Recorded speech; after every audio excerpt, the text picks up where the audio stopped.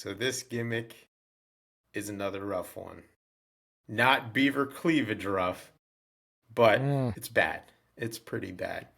So, much like WWE, the creators of this gimmick love branding. So if you think wrestling, you can get wrestling backpacks and lunch boxes and figures and checks. Jeremy, you want to talk about checks some more? You can get wrestling Please checks. don't. Well, if you're asking, let me get started. Now continue.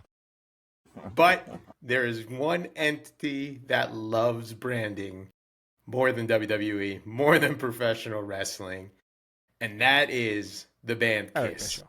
So anybody familiar with Kiss? Maybe, I don't know how many kids nowadays know about Kiss, but they're a very popular band.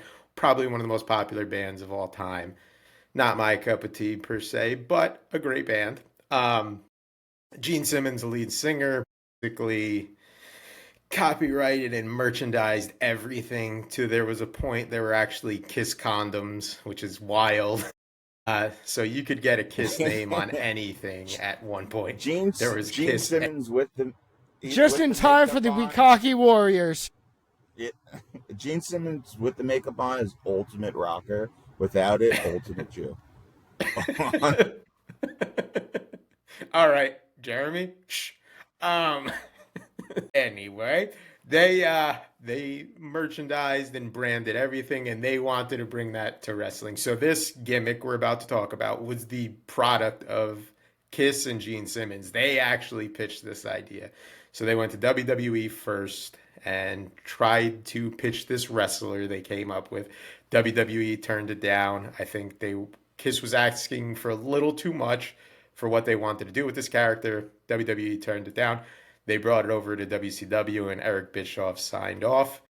And that's where we got... Of course he did. The Kiss Demon. That's right, kids. There was a wrestler that debuted during a Kiss concert on Nitro. So at the end, this was a request, again, of Kiss. They wanted to do a show at the end of one of the episodes, and that's how they would debut this character. And supposedly... that segment tanked ratings for that episode. So I guess everybody kind of tuned out at that. I will say the debut of the Kiss Demon, I was checked out at WCW at that point. I didn't really watch much to begin with. I didn't see this live. I actually saw this for the first time while we were looking this stuff up. He comes out of like this, like a demonic sarcophagus. And it actually looked really cool to me. I don't know. It looked cool. Had that leather cape draping down him. Well, yeah, he had that. It was like Batwing cape thing, but he came out of this demonic thing. Shoulder and that spikes. was his debut. So originally was portrayed by Bryan Adams, formerly known as Crush, and Charlie's other wrestling creation, 8-Ball in DOA. So he initially did it. He hated it so much, he immediately quit after that, and they brought in another guy to take it over named Dale Torborg. So Dale has a little history in baseball, apparently. He became like an analyst or something like this afterward, too, but he came from like a baseball background, was doing baseball gimmicks, stepped into the Kiss Demon costume, and took this over. He had his debut match that summer. I forget, maybe Bash at the Beach. I forget which summer pay-per-view it was, but he had a debut match against The Wall. No idea who that is. Never heard of that guy before. It's The Wall, brother. Can we dip into this gimmick for 1 second?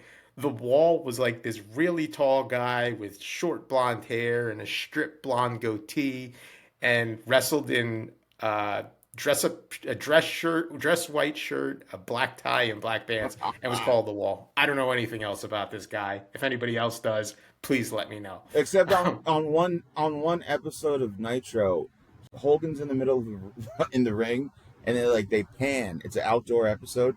It's like 3 hotels down. You could barely see it, and Hogan goes, "It's the Wall, brother."